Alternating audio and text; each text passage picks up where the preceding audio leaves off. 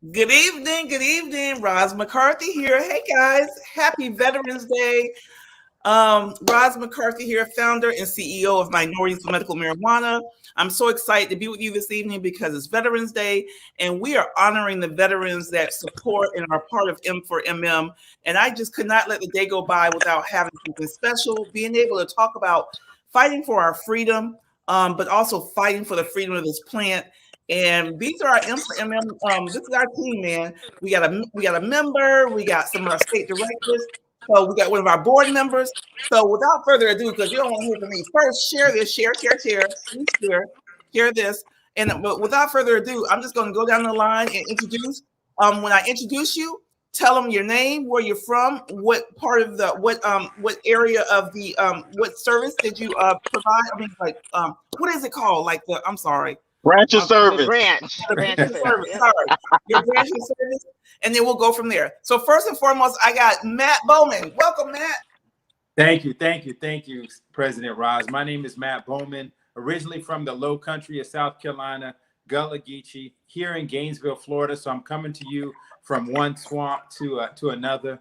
The branch of service, I flew jets in the United States Navy, fighting for freedom for my country. And I'm glad to continue to fight for freedom for this plant, for social equity, and for us to get a part of this green rush that's happening each and every day. Absolutely. Welcome, Matt. Next, we have Ms. Natalie Bonner. Natalie, introduce yourself. Hi, everyone. I'm Natalie Bonner. I'm here in Biloxi, Mississippi. I want to thank everyone who was participating for their service. I was in the Navy.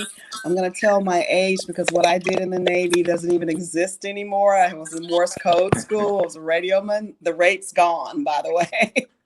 And I'm just so excited to be here, so happy to be a part of M4MM as we are fighting for cannabis legalization right here in Mississippi. It's very tough. It's almost as tough as boot camp.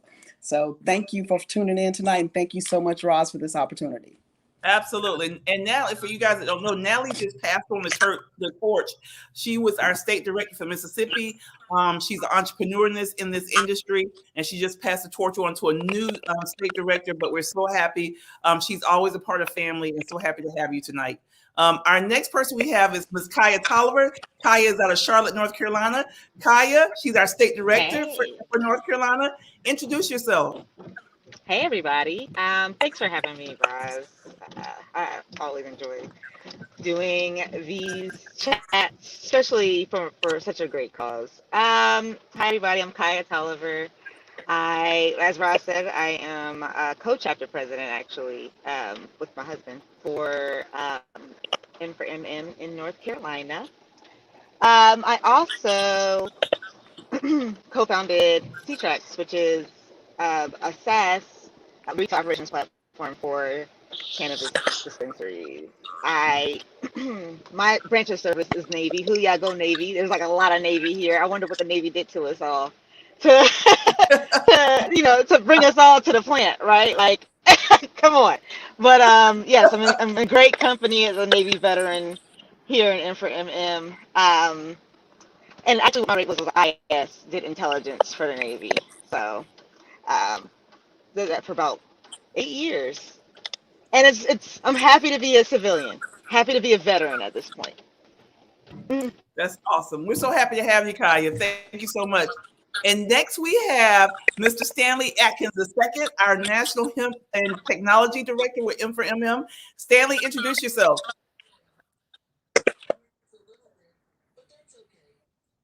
Okay, can't hear you. Hello, everyone. Stanley Atkins here. Sorry, I'm out on the move. United States Navy veteran, your Canamedic. Served Operation Iraqi Freedom, Operation Enduring Freedom. Had the liberty of serving on two of America's finest aircraft carriers, the USS John F. Kennedy and the USS Enterprise, in support of our freedoms and liberties. So thank you guys for having me on. Good to see everybody. And today, I know we're honoring the ones that are here, but let's always remember the ones that aren't here with us tonight. So we're definitely keeping them in our thoughts and prayers. Absolutely. And we have Mr. Antoine Hines. Antoine is our Virginia State Director. Antoine, introduce yourself to everybody. What up, what up, what up, party people? I'm out here in Virginia. I got another event right behind me going on. So I'm a social entrepreneur, but I'm the state representative for M4MM in Virginia. Definitely, I did the Navy. Definitely that plant, is worthwhile now. And I was on submarines, so I definitely had it hard too. And so fast attack submarines out of Hawaii and out of Norfolk, Virginia. So definitely doing my thing, entrepreneurship and everything. I run a nonprofit helping homeless and suicidal veterans also. And I definitely want to help out as much as I can with Rise and M4MM to make sure that we have another option other than suicide. So as we go along and live our lives as veterans and be able to be worthwhile for our families. Absolutely. We're so happy to have you, Antoine. So good to see your face. I missed you. I haven't seen you. We missed you in Vegas. I was thinking about you, brother. I was thinking about you. And last but not least, I'm serious. You would have had a ball. So last but not least, we have one of our members, Mr. Joseph Fernandez. Introduce yourself, Joe. Tell everybody who you are. Hello, everybody. I'm Joseph Fernandez. As recently stated, I'm a former active duty Army soldier. I served 3 tours, 1 Iraq, 2 Afghanistan. I'm also a former commissioned officer with the U.S. Navy Reserves. I was a logistics officer there. That's it. Oh, I forgot. And Well, also, welcome. I'm an environmental engineer in the cannabis industry. Yes. Give a plug out for what you do in the industry. Give a plug out. So listen, guys, like today's Veterans Day. Did anyone do anything special today? Is this like a normal just how do you receive the accolades when someone says thank you for your service? What do you do during Veterans Day? Is it any different than any part of the day that any other day of the year? I can take that first. Basically, it's like any other day of the year, except for we offer discounts to our veterans. We are not only to our veterans, but to their families, because the family support of a veteran is so important in their ability to execute their duty, and knowing that the home is taken care of, the children are taken care of. My husband and I both are veterans, and we have 3 children. And it's very important in how you manage the family as a veteran. So we extended our discounts that we offer today to the veteran community, not just to the veteran, but also to their families. And it was a normal day, especially when you have a brick and mortar and you are, a small business, and you have to continue to operate even on holidays that are dedicated to thanking you for your service. Wow. Absolutely. We Anybody else Absolutely. do anything special? Roz, Or go ahead. Roz, we started this morning. The phone calls came in from other veterans. And one thing about being in the veteran space is you're part of a family. And so active duty, retired, and people who I served with starting at 5:39 this morning came the text messages one to another. So, it means a lot to hear thank you for your service. Those words mean a lot. But what also means a lot is connecting with other veterans, knowing that we had these shared experiences. It's not just the veteran, as Valerie stated, it's the spouses, the children. It's a whole community. So I like to look at my military family the same way I look at my cannabis family, in that we are people who've gone through a struggle together. And when you go through a struggle together, it creates a lifelong bond. So we did a 10K walk. Like every veteran, we hit at least one of the discounted or free events, not because you need it, because I think it's just important that you show the rest of society that we are here, we are veterans, we're present, and we did serve our country. And all of us come from we represent the face of America. So lots of different, black, white, Spanish, male, female, but we all represented our nation. So that's what I did today. Nice. Stanley, are you there? I can't see. Is that you in the car? Can you hear me? Okay. Yes, So I want you to be careful while you're driving, but talk about what you did today. I think it's really important for people to know that even as a veteran, as someone that you stretch your arms out to those that are in need, that need support, that your brethrens. Yes, thank you so much. So today, had some other advocates who, Roz and I mutually know, and they wanted to put on something for veterans to Veterans Day in collaboration with some local nonprofits. So we went downtown Atlanta, right behind the jail,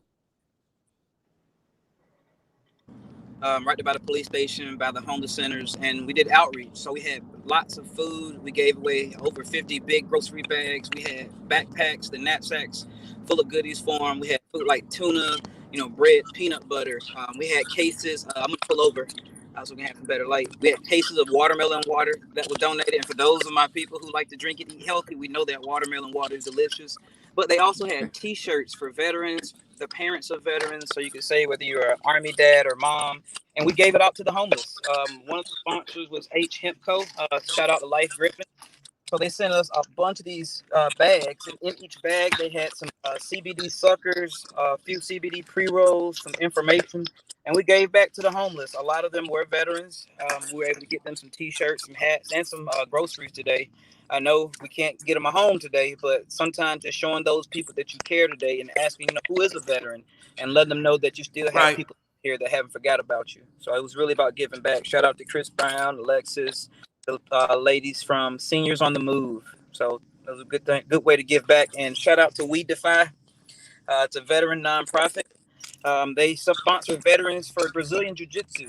So everybody who knows me knows I love Jiu-Jitsu. So if you know a veteran who may be struggling or dealing with some things, reach out to We Defy. I'm a Georgia ambassador, and they will potentially sponsor them with a scholarship to go and do Brazilian Jiu-Jitsu at an MMA gym in their community.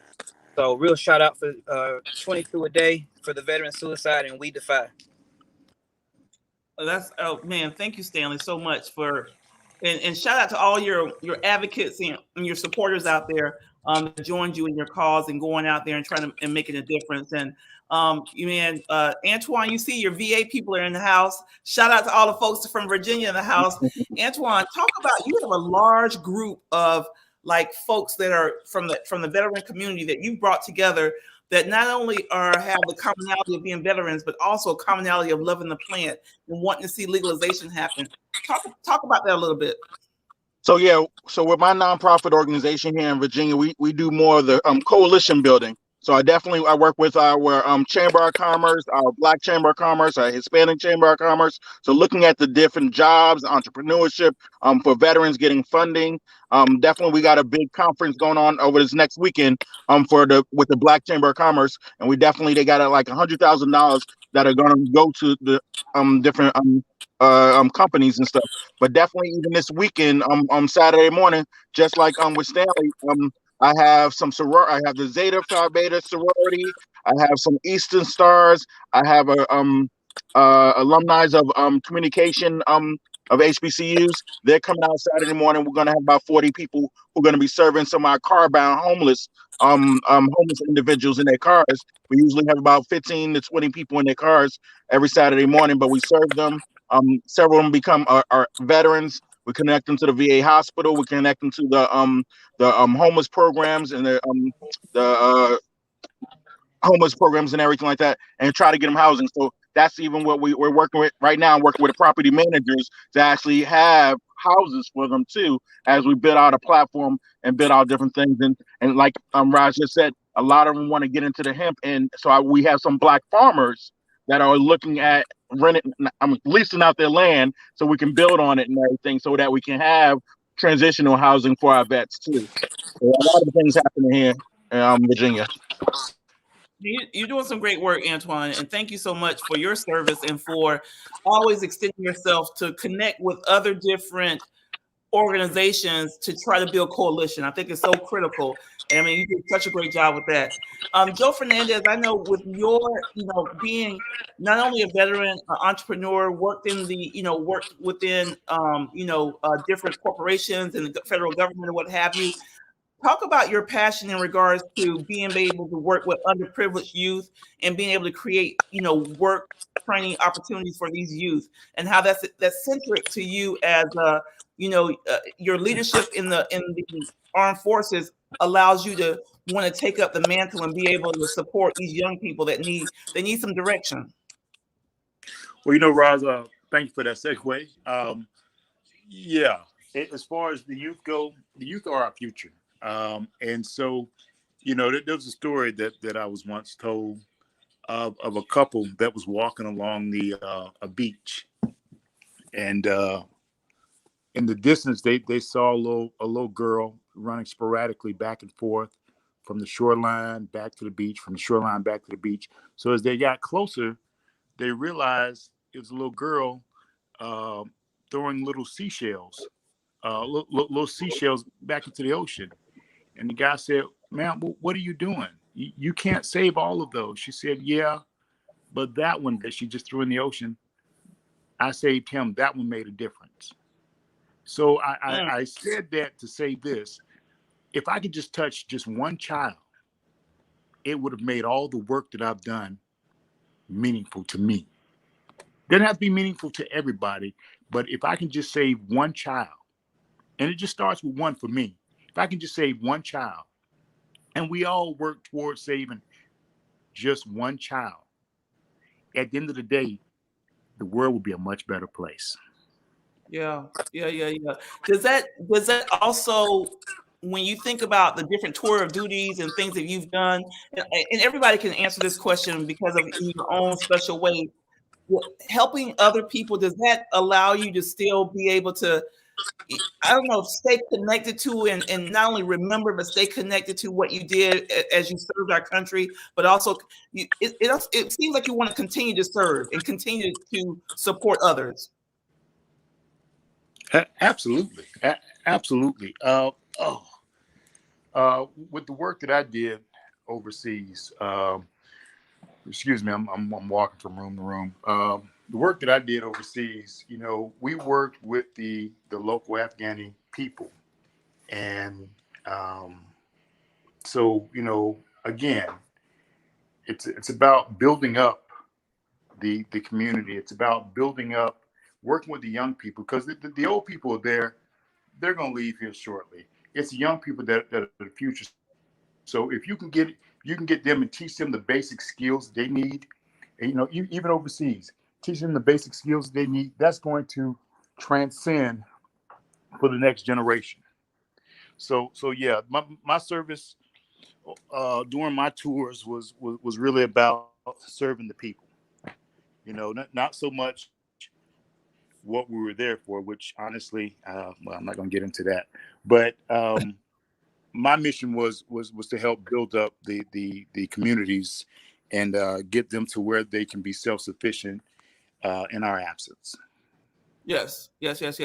Anybody else? Any thoughts? And you equate your service and what you did as you were serving the country to what you do now in regards to your outreach, your volunteerism, your thoughts?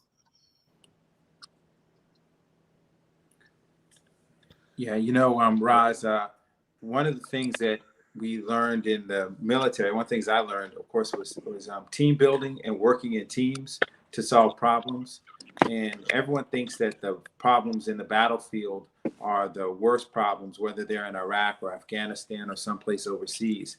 But there are a lot of problems here in our local communities. So here in Gainesville, Florida, we've had a recent spat of teen violence, teens murdering each other. A 19-year-old just killed a 16-year-old in our city.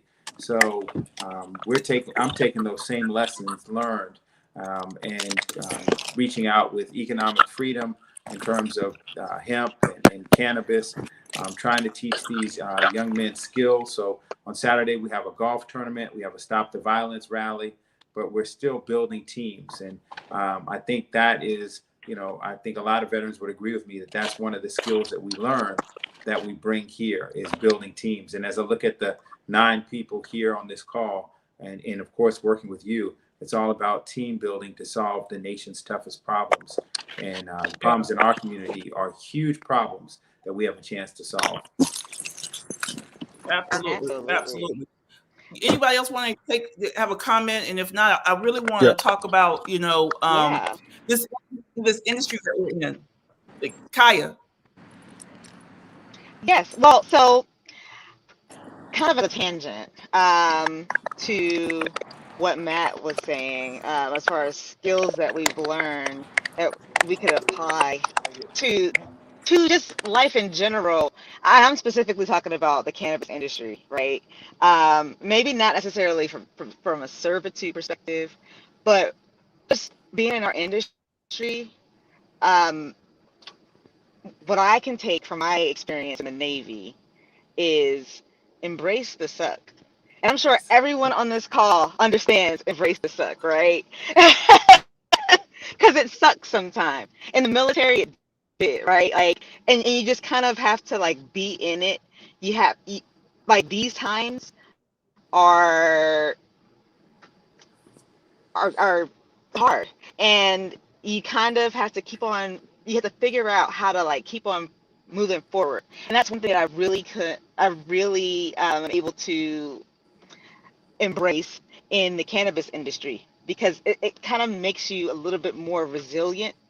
Having gone through the things that we've gone through, a lot of people on this call have been deployed, and I have too. So like you got when you get deployed, you have to go through something called SEER school, depending on what your job is. But like I went through SEER, and after going through SEER and having to sleep in a doghouse and having to, you know what I mean, like go through all of those trainings, like you understand that, like you get out and you're like, there's nothing I can't do. Like even this cannabis industry, as much as it tries, as much as it tries to break your girl down, I slept in the Yeah. doghouse for 2 weeks. You know what I mean? Like Is that I had something? to sit in the proper So position. you laughing? So is the doghouse something that everybody knows what that is on this call? Everybody understands what that means. I don't. If you've gone through SEER school, you understand the little doghouse and the proper position and like the hell that they pretty much put you through for 2 weeks before you go overseas. And I don't know, like I see Matt over there, like he's not in agreement. We can agree virtually. It seems like you done been through some stuff. So And I'm not end of the sure about day, Yeah. what how I get, many other folks. yeah. Go ahead, Go ahead Go now. ahead, Rob. I was gonna say, building off what you just said, Roz, about the things that we utilized in the military outside in the community. So many of the things like I said, I was on submarine, so we was cross trained on different things from nuclear engineering to diesel, different things, and definitely like just like she was saying, just the sitting in port, waiting to get into port and everything like that. But the resources, many of the resources, I was the education person, so I work with schooling. I was the financial person, so I help the men and women with their checking accounts and different things. So I do some of those things out in the community too. Even today on social media, I shared different Black veteran organizations that are out there that other Black veterans can connect to if they feel alone and everything like that, because that's two things right there. Being a veteran and being Black, is that depressing sometimes and everything like that. And then I share a lot of different organizations, post 9/11 organizations. The mission continues, which saved my life when I got out of the military, helping communities, doing nonprofit stuff. Team Rubicon, that does disaster relief across the nation and everything, helping out wherever they go. If you're hardcore, get with that. And then Team RWB, if you're in the health and wellness, definitely running and doing marathons and everything. Having another group of other veterans that are doing stuff with you. That's what I did in the military and outside of the military. That's what kept me alive. And so, Yes. Yes, I love it. I love it. As we kind of wrap up our time tonight, and I didn't want to make it too long-winded, but it was really critical that we just put a face. We always talk about, hey, happy Veterans Day or whatever. I wanted everyone to see out here who these veterans are near and dear to my heart. They work inside of our organization. They're members of our organization, and I can't tell you how much I appreciate you guys. I want to talk about, your feelings, Natalie, Antoine, Matt, Stanley, Kaya, Joe, your thoughts on cannabis and legalization and having there's one group of people in the U.S. that if they had an option of wanting to have access to this plant, that is it's very challenging, and that's our veterans. And I would just love to hear your thoughts on how what do you feel about that situation? And what are some of the thoughts out there, and how do we fix it? If you have a fix for it, and I'll throw it out there, and anybody can jump in and have a conversation. I'll go first on that. I mean, of course, the fix is legalization at the federal level, and then a states adopting that legalization. Everyone has talked about the challenges that veterans experience in terms of homelessness. The VA just wants to write prescriptions. They use a lot of our veterans, in my personal opinion, as guinea pigs. And there's just no reason anyone who served this country should be homeless. I just applaud Stanley for what he did today, because the homeless community is just growing, and a lot of those individuals are veterans. So in terms of what could be done is, first of all, legalization of the plant. The revenues that states will receive from legalization could be used to create housing for our veterans, better medical care for our veterans. I know for our shop, we're right outside of Keesler Air Force Base here in Biloxi, Mississippi, guys, and a lot of them come into our shop and they can't use our products and they need them. Some of them risk and go ahead and use anyway, but many of them who, especially those that are on pain management, they can't risk having cannabis in their system. So what we did at Blue Lotus Creations is that we found a mushroom product that offers some of the similar efficacies of cannabis for the veterans, and they are able to take that. And so I think that overall, the answer is legalization. And then, hopefully states, just because it's legal at the federal level, I tell people the states have to adopt that legalization as well. And if you have an idiot governor like mine, who right now we're fighting, everyone knows about Mississippi, our medical marijuana program being overturned. And now a bipartisan agreement have been put in front of our governor, and he won't sign it because he thinks 3.5 grams or an eighth of an ounce is excessive and recreational. So he's refusing to sign the bill that both parties have agreed upon, which circumvented or supersedes what the Citizens Initiative 65 here in Mississippi, which I worked on, was overturned. So I think the answer for the veterans and just for citizens who need help, period, is legalization at the federal level, and then adopting of that legalization at the state level. Yeah, great thoughts. Anybody else? Thank you, Natalie. I think that if anyone deserves a license in legal state for cultivation, I mean, nothing is ever mandatory when you're setting aside, ownership of anything. But I think they should at least reserve some licenses for veterans. I think that is a strong conversation. Some of the strongest business owners I know are veterans, and many of them haven't even thought about the cannabis industry. And if we could start to kind of put more, that comes in policy. So that's how I got into the cannabis advocacy. Sorry about that. It's okay. Got in because I realized there was no one down at the Capitol that looked like me, first of all, testifying. And I was like, well, I'm a veteran that's disabled, that's dealing with these physical ailments. I found out that cannabis was helping me. Well, I gotta want to just pick up the mantle and go down there. So for my fellow veterans, if we want the medicine, we have to become a part of the policy making procedures, because you've got to get down to your Capitol. You need to know who your legislator is. It's election season. Know what their stance is. Do you support veterans and cannabis for veterans? Come at them with data, with research, instead of just anecdotal, because we're at the point now where they need to have the data to support it. I'm thankful. We shout out to Dr. Mary McNabb. We've done several research studies, and I can provide you with data. So please, anybody, reach out to someone on here. They can get in touch with me or reach out to me. I can get you the data to help support veterans, why they're using cannabis, their barriers to access, including, and we found out one of the biggest barriers to access for medical cannabis for veterans in legal states was they just simply can't afford it. They don't have the money. So if we want to change this and talk about programming going for veterans and funding going for veterans, we've got to get veterans to get up and get out and be a part of the conversation. So thank you all for all your advocacy. I know everybody's not on here. Shout out to Leo. I don't know if he's on here, but shout out to Antoine. Yes. Guys, it's up to us. And I found out, and I had to break it down to a nonprofit. And he was like, Stanley, that was a tough answer, but it was real. He said, how come everybody's not jumping to support veterans and entrepreneurship? I said, because unfortunately, after we come home from war and we're disabled and many of them can't work, we no longer make them money. We're looking for donations. So I said, sadly, it doesn't make money. Veterans don't really make you no money. They're going to cost you some money because they need some products.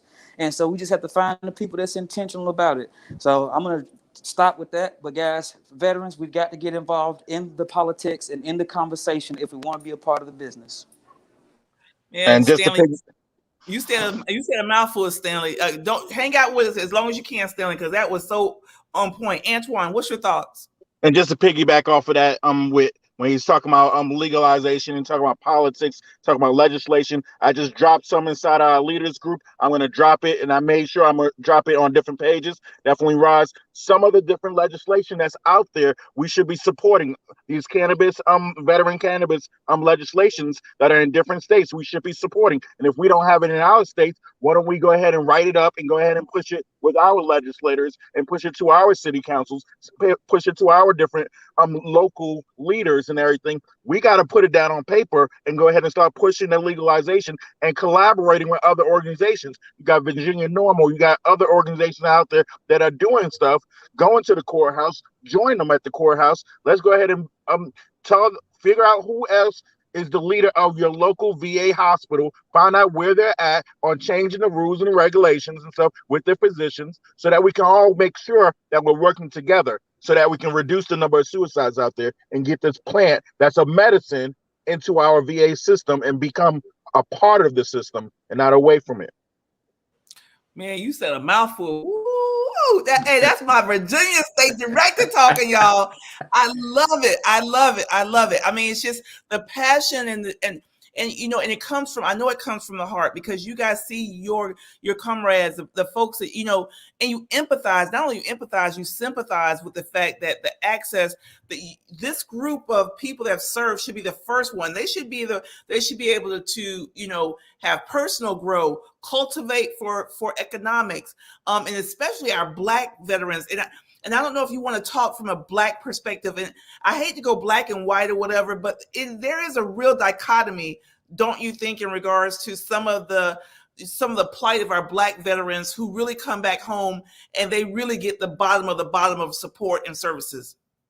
And Roz, the plight of the Black veteran is well known all the way back.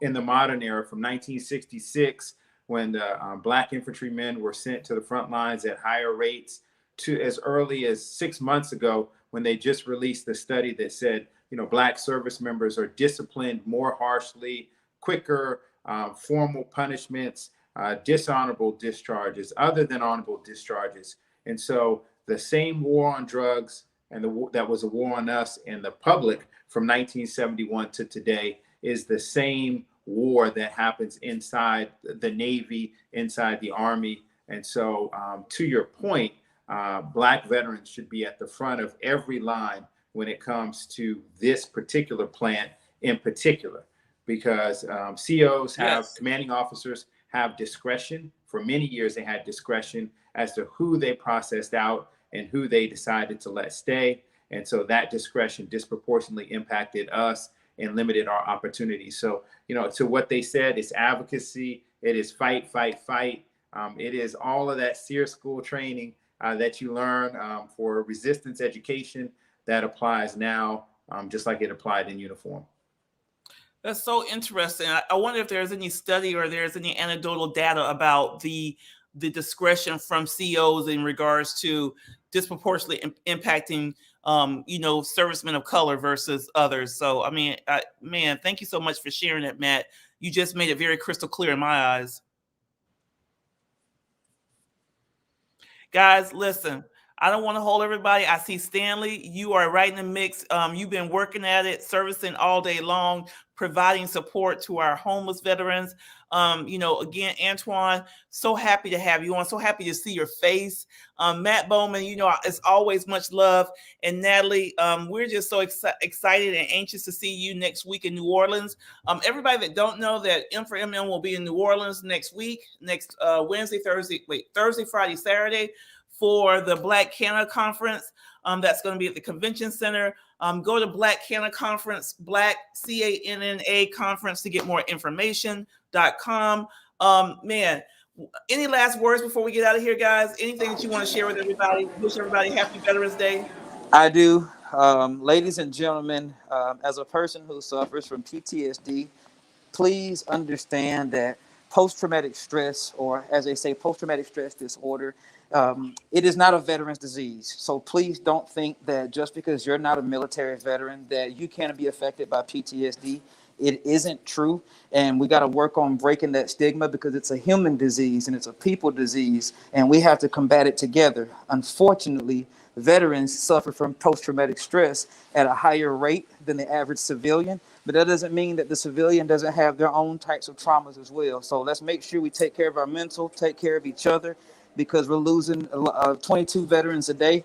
I think that data is kind of skewed now with the amount of overdoses that we're having. Cannabis is a potential relief and therapy for some of you guys. You know, ask your doctor about it. If you know a veteran and you know they're struggling, listen. Sometimes they don't want you to talk. They just need somebody to listen. So shout out to all my veterans. Mental health is important to me. So thank you all. And if you need anything, again, man, I'm a text, a DM, a FaceTime away. Thank you all.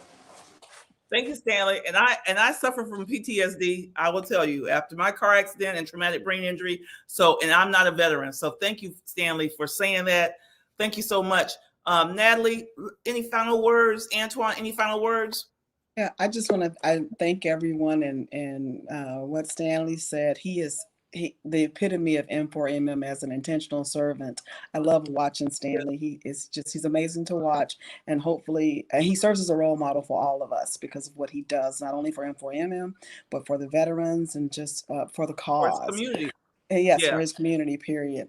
And I just want to say thank everyone. And as I said, we have to be kinder to our veterans. And like you said, get involved, work with our politicians to make sure that when they are looking at legalization of cannabis and social equity, that veterans are counted as part of that group. Yes. Thank you so much, Natalie, for being with us. Matt, Antoine, any final words for our audience? Well, you know, I'm going to tell you, I cannot let any public session go without encouraging people to join the movement. We are a movement. We are a young movement. This industry has, you know, a couple hundred more years of run. So join Minorities for Medical Marijuana on all the social platforms, Facebook, Instagram, the web. But whatever you do, join us, get involved, and you still are at the ground floor of this industry. Thank you so much, Matt. Matt Bowman, M4MM board member. Go to, if you need advice, if you got a question, if you need a hookup, if you need connection, Matt will stop whatever he's doing and be like, all right, come down, meet me. I got you. All right, let me plug you in. Matt, I love you. I'm so grateful and honored to have you in my life. You are, again, just someone that supports me in so many different ways. All of you guys do. So it's not no deflection on anyone, but so happy to have you as one of our board members to join us tonight. And last but not least, my baby in Virginia, my honey, I love it so much. Your energy is so infectious, and I know why you are considered such a pillar of the Virginia community, the cannabis community, all the way around. Antoine, you get the last words for tonight. Okay. So just like Stanley said, reach out to our veterans, mental health and everything. I saw my counselor yesterday, and I'm not afraid to admit it and say that and everything. It's real. You know, I saw my counselor. I talked to my girlfriend about my counseling. We shared the thoughts. We shared our techniques together. I told her about my PTSD and different things I'm dealing with. I told my family, and that's the whole point of sharing. And being okay to share, and when that veteran is there and willing to share, be open and honest and just listen and stuff and be there for them. If they need you to take away their guns, take away their guns. And if you need them to take away medicine, take away the medicine. If they need you to drive them up to the VA hospital, drive them up to the VA hospital. You know, that phone call that they're looking for, that person that they're looking for at 3 o'clock in the morning, 4 o'clock in the morning, that may be you. Sometimes you need to go out and make sure you get some of that training out there. Go through a suicide prevention training. Go through a peer recovery specialist training out there. It's free training out there. Some of it may cost $500, but guess what? It may save one of your family members to learn those trainings out there. So get that training. Learn about cannabis and everything, what other opportunities they have out there to help out these veterans. Definitely, I'm all about helping out in different ways. So economics, I'm all about. I was on the phone yesterday with Eric, our chairperson for M4MM. We're talking about the HBCUs and making sure we get that startup things and stuff like that, agriculture and stuff, and making sure we're in that industry, connecting to the HBCUs across the U.S. and everything. So definitely, let's connect. Let's go ahead and talk. Let's make it a deal. Man, you said a mouthful. You closed it down. Shut it down, Antoine. Shut it down. Thank you so much for being so transparent and open. You guys heard it here. These are our veterans. We love them. They're very special to us because they're M4MM family. But we want to give everyone out there, if you're a veteran, if you are a family member, you support a veteran, that's your spouse, your partner, or whatever, you are a part of the community. We want to say thank you. God bless you all, and make sure you guys have a good night. Thank you, guys. Roz McCarthy signing off. Good night, everybody. Good night. Go Navy. Good, go Navy. And go Navy. We got so many Navy on here. I know. Have a great night, everybody. Have a good night. Make sure you share this. If you're listening to us, share this, because share. Somebody needs to hear what these folks have to say. We love you guys. Have a good night, everybody.